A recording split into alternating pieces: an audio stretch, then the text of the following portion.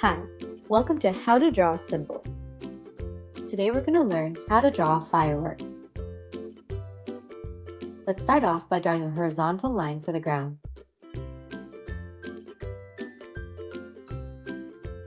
Then, draw a triangle shape with a rounded bottom for the tip.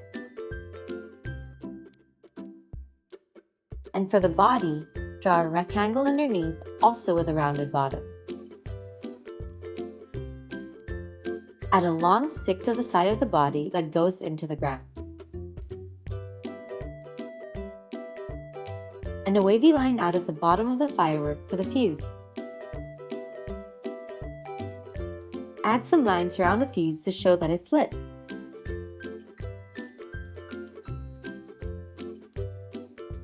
When fireworks are lit, make sure to move away for safety. When the fuse runs out, we can draw a long wavy line going into the sky,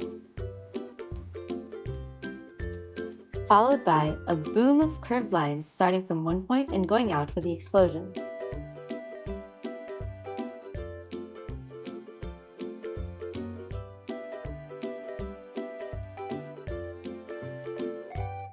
Add some sparkles all around, and now you've got a firework.